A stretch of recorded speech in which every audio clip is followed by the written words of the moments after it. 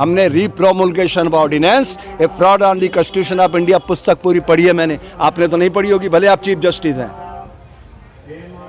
मजारी का खेल बना दिया आप लोगों ने संविधान को। अरे जब कार्यपालिका और न्यायपालिका व्यवस्थापिका गलत होती थी तो आप अंकुश लगाते थे, तब आपने अंकुश लगाया। जब इन्होंने गलत निर्णय लिया, एसडीएम की कितनी औकात होती है? अपनी जिम्मेदारी से भाग रहे हो, पलायन कर रहे हो। विवेकानंद ने जाके दुनिया में झंडे गाड़ दिए। हाँ, मैं स्वामी विवेकानंद हूं, हाँ मैं भगत सिंह हूं, शस्त्र और शास्त्र दोनों की बात कर रहा हूं। मैं उस संविधान के पैरामीटर में जीता हूं, सारी जिंदगी जिया हूं। 64 साल सीनियर सिटीजन मेरी एज है, गूगल पे सर्च कर लेना। जब बोवड़े हस्तक्षेप करने का मौका आता तब करते ना आप, तब तो आप सोते रहे। आज जाग रहे हो आप।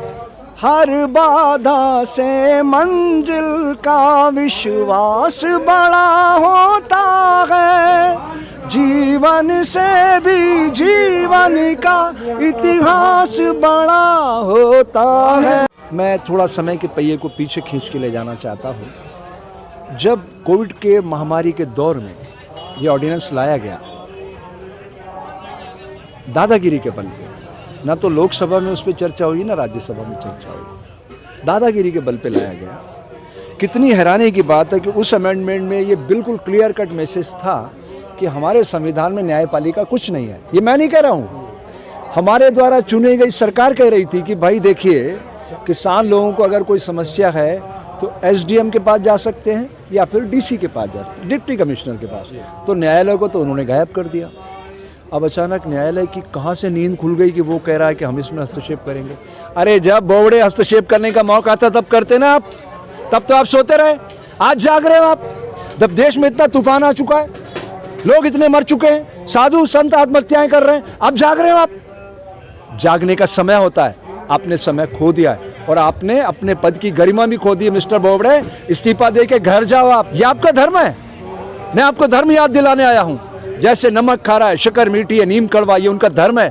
हमारी सामाजिक व्यवस्था में सैनिक, राष्ट्र की सुरक्षा, व्यवसाय उद्योग की उन्नति, शिक्षक समाज का निर्माण, साधु का धर्म है समाज की सोई हुई चेतना को जागृत करना। इसलिए हम यहाँ खड़े हैं। आज स्वामी विवेकानंद का जन्मदिन है। स्वामी विवेकानंद को इन्होंने तस्वीरों में लटका दिया और इतनी मालाएं पहना दी कि उस विचार को दफन कर दिया इन्होंने। वो पाखंड के खिलाफ था। 6 दिसंबर भानु को इन्होंने क्या किया? अयोध्या में ढांचा ढाया ना। अब उस धरती में पानी पानी निकल रहा है। किस पे मंदिर बनाएंगे? ये प्रकृति की ताकत को नहीं समझ रहे हैं। ये पंजाब की धरती से आंदोलन उठा है और इस देश को आज़ाद कराने में 90% बलिदान पंजाब ने दिया है। पंजाब कोई हिंदू मुस्लिम सिख ईसाई नहीं है। 5 नदियां, पंज आब, 5 नदियों के इर्द गिर्द रहने वाले लोग पंजाबी कहलाते हैं। शौर्य, पराक्रम, वीरता, साहस और सेवा उनकी रगों में बहती है। समझिएगा आप। मिस्टर बोवड़े, ध्यान से सुनो। ये पंजाब की धरती ने क्या दिया भारत को, ध्यान से सुनो। बॉर्डर पे देखो अभी कौन खड़े हुए हैं। ये गुजराती मॉडल पानी बेचना सिखाया इन्होंने। प्रकृति फ्री में पानी देती है, वो इन्होंने बेचना सिखाया, गुजराती मॉडल है ये। और ये पंजाब की धरती ने परिश्रम से धान उपजाया और सबका पेट भरा है। क्या तुलना करोगे आप? एक नर पिशाच चरित्रहीन आदमी के साथ आप खड़े हो गए। मुझे शर्म आ रही है। देश की भोली भाली जनता ने अपने कीमती वोट का, उसका दुरुपयोग उसने किया है। सबका साथ, सबका विकास, सबका विश्वास, कहाँ गया वो? मेरे को 15 लाख देने वाला था, 2 करोड़ नौकरियां देने वाला था, 55,000 मेरे ऊपर कर्जा था 2014 में। आज मेरे ऊपर 1,10,000 का कर्जा है। मैंने जिंदगी में 1 रुपया किसी से नहीं मांगा। मेरे ऊपर 1,10,000 का कर्जा कर दिया इसने। 138 करोड़ लोगों पर, प्रत्येक व्यक्ति पर 1,10,000 का कर्जा चढ़वा दिया इसने। जेल में डालिए इसको। गौतम अडानी तंबू वाले को इसने अरबों खरबों का मालिक बना दिया, धोखा करके समाज के साथ। हमारा आपका पैसा लूट लिया है। ये देश की नस्लों के भविष्य का सवाल। मजाक मत करो, संविधान का मजाक मत उड़ाओ। मजाक उड़ा रहे हैं आप लोग। उस समय जागना चाहिए था आपने, जब वो कह रहे थे अमेंडमेंट करके कि एसडीएम और डीसी, बताओ एसडीएम डीसी न्यायालय में आते हैं क्या? इनके नौकर होते हैं ये आईपीएस आईएएस इनके नौकर होते हैं। इनकी औकात है क्या नेता के सामने खड़े होकर बात कर सके? मैं सारा देश घूमता हूँ, सारे प्रशासनिक अधिकारियों को ट्रेनिंग देता हूँ, मेरे को पता इनकी कितनी औकात है। बताऊँ? 1988 बेच का लड़का आरएस यादव केवड़िया में कमांडेंट बन के खड़ा है गुजरात में। लानत है तुम लोगों पर। 88 बेच के लोग डीजीपी बन चुके हैं पूरे देश में। वो कमांडेंट बन के खड़ा है, वो अपना अधिकार नहीं मांग सका इनसे, उनको उनका हक नहीं दे रहे हैं। क्यों? वो इनको हिरन पांड्या के मर्डर में गिरफ्तार करना चाहता था। गृह मंत्री का मर्डर हुआ गुजरात के अंदर, हजारों बेगुनाह लोगों को मारा इन्होंने, लोया को मरवाया इन्होंने, दिल्ली में सैकड़ों लोग मरे। क्या कर रहे हैं आप लोग? सड़कों पे किसान मर रहे हैं। इस साधु की आवाज हम मर के साधु बने हैं। हिम्मत है गोलियां से छलनी करवाओ शरीर को, मैं तैयार हूं, लिख के देता हूं तुम्हें। अगर तुम्हारे पास संवैधानिक ताकत है, लिख के देता हूं, मेरे को गोलियों से छलनी होना है, नहीं रहना इस भारत में। जिम्मेदारी से भाग रहे हो, पलायन कर रहे हो। विवेकानंद ने जाके दुनिया में झंडे गाड़ दिए। हाँ, मैं स्वामी विवेकानंद हूं, हाँ मैं भगत सिंह हूं, शस्त्र और शास्त्र दोनों की बात कर रहा हूं। मैं उस संविधान के पैरामीटर में जीता हूं, सारी जिंदगी जिया हूं। 64 साल सीनियर सिटीजन मेरी एज है, गूगल पे सर्च कर लेना। हमने repromulgation of ordinance, a fraud on the constitution of India पुस्तक पूरी पढ़ी है मैंने, आपने तो नहीं पढ़ी होगी, भले आप चीफ जस्टिस हैं। मजारी का खेल बना दिया आप लोगों ने संविधान को। अरे जब कार्यपालिका और न्यायपालिका व्यवस्थापिका गलत होती थी तो आप अंकुश लगाते थे, तब आपने अंकुश लगाया। जब इन्होंने गलत निर्णय लिया, एसडीएम की कितनी औकात होती है? अरे आपके कोर्ट कचहरियों की बात बता रहा हूं। 10 साल से मेरी पीआईएल धक्के खा रही जयपुर के अंदर। 10 साल से पार्कों को बचाने के लिए मैंने मेरी संस्था से पीआईएल लगाई थी 99/21/2010। और मैंने आपको कितने पत्र लिखे, मैं सिद्ध करता हूं कि शूद्र व क्षत्रिय ब्राह्मण मानव शरीर के भीतर है। आपको कितने मेल भेजे मैंने, कोई जवाब दिया आपने? अब सो मोटो संज्ञान ले रहे हो। जब आपको निर्णय देना चाहिए था तब हम मानते, आपको शिरोधार्य करते।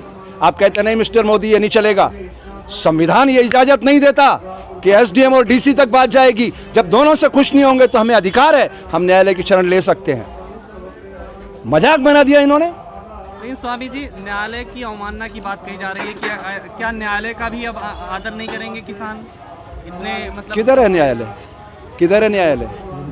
न्यायालय कहाँ है? कार्यपालिका कहाँ है? इन्होंने प्राइवेट कंपनी बना दिया भारत को। कानून की धज्जियां उड़ा रहे हैं ये लोग, इस संविधान को कुछ समझ नहीं रहे। हम विवेकानंद के देश में खड़े हैं। विवेकानंद के वस्त्र को माफ करना बड़ी तीखी बात मुझे कहना होगी। ये वस्त्र विवेकानंद पहनता था। 6 महीने सापा बांधने की ट्रेनिंग ली उसने। 6 महीने तक सापे का एक सल कैसा होना चाहिए ये भी तय करता था। समझ रहे हैं आप कि सर पे कैसे सापा बांधा जाना चाहिए, इसकी 6 महीने ट्रेनिंग ली विवेकानंद ने। उस विवेकानंद की बात कर रहा हूं मैं, जिसके वस्त्र को आज तक बेच रहे हैं ये लोग। साधु का धर्म है समाज की सोई चेतना को जागृत करना, ये साधु का धर्म है। ये धर्म से विमुख हो रहे लोग ये वस्त्र पहन करके। मैं सबसे प्रार्थना करना चाहता हूं, विवेकानंद को पढ़िए। विवेकानंद पाखंड के खिलाफ था, अंधविश्वास के खिलाफ था। वो कहता था लोगों का पेट भरो, ये मंदिरों मस्जिदों में पूजने से क्या हो जाएगा? देश की आबादी को आप जीना सिखाओ, उनके अंदर की ऊर्जा को प्रकट करो, तो सुप्त विवेकानंद जागेगा और एक नए भारत का निर्माण होगा जो सारी दुनिया को खुशहाल बनाएगा। यह है विवेकानंद। तो हल कैसे इसका निकलेगा समाधान? अरे समाधान तो बहुत सीधा था। जो आपके हाथ में मोबाइल 5 करोड़ रुपए रोज कमाता सुंदर पिचाई, इससे 1800 करोड़ रुपए गूगल कंपनी से ले रहा है, इसको पढ़ के इसको बड़ा कर दो ना। मैंने संकल्प ले रखा है मेन स्ट्रीम मीडिया को कोई इंटरव्यू नहीं देना।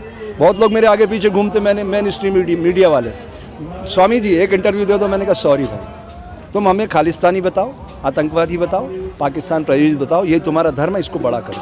और हमारी सोशल मीडिया अब तुम्हारी गलतियों को दूर करके बताएगी कि मेरे देश का किसान सड़कों के नीचे दम तोड़ रहा था, तब ये नौटंकी वाले हमें खालिस्तानी, आतंकवादी, पाकिस्तान प्रायोजित बता रहे थे। स्वामी जी, सुप्रीम कोर्ट जिस तरह से बोल रहा है कि कहीं हिंसा होने की आशंका है, तो इस तरह की सुप्रीम कोर्ट बात क्यों बोल रही है? ये तो उनसे पूछना चाहिए कि उनके दिमाग में क्या है।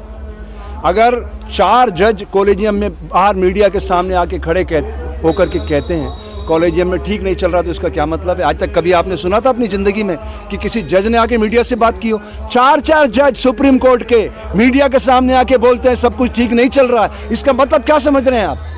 साफ साफ बात है कि इन्होंने पूरे सिस्टम पे कब्जा कर लिया है और इस कब्जे को नष्ट करने के लिए, भारतीय लोकतंत्र को स्थापित करने के लिए पंजाब की धरती से आंदोलन उठा है। पंजाब, समझ रहे हैं आप, 90% बलिदान भारत के इतिहास में पंजाब का लिखा हुआ इतिहास में। भगत सिंह 23 साल की उम्र में कहता है कि मेरे को छलनी करो गोलियों से, उससे जो खून गिरेगा धरती पर बीज बन के असंख्य भगत सिंह पैदा करेगा और देश आज़ाद होएगा। 1931, आज नहीं, 1931 में 23 साल का बच्चा खाने पीने की उम्र में देश के प्रति वफादारी के उस चरम बिंदु पर जाकर खड़ा हो जाता है और हंसते हंसते बलिदान दे देता है। यह पंजाब की शक्ति। कभी पढ़िए, इस नरेंद्र को पढ़ाएगा पंजाब की शौर्य क्या होता है, पराक्रम क्या होता है, वीरता क्या होती है, साहस क्या होता है, सेवा क्या होती है। क्यों?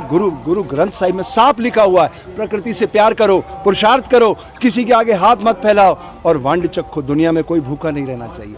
ये पंजाब की धरती का जो ऊर्जा का स्रोत है वो प्रकृति ने खोला है, क्योंकि ये पुरुषार्थी लोग हैं, ये पीछे नहीं हटेंगे, इन्होंने पीछे हटना कभी सीखा नहीं है, इसलिए तो हम सुरक्षित हैं। इन्हीं के बच्चे तो सेनाओं में खड़े हुए सीमाओं पे। नरेंद्र मोदी के घर का कोई आदमी यहाँ आके 2 दिन बैठ जाए ना, नरेंद्र मोदी अमित शाह, तीसरे दिन एम्स में भर्ती हो जाएंगे। तीसरे दिन 2 दिन स्टैंड में बैठ के देखें, गारंटी करता हूँ एम्स में भर्ती हो जाएंगे। नकली किसान कहते हैं ना, ले आओ तुम्हारे असली किसान।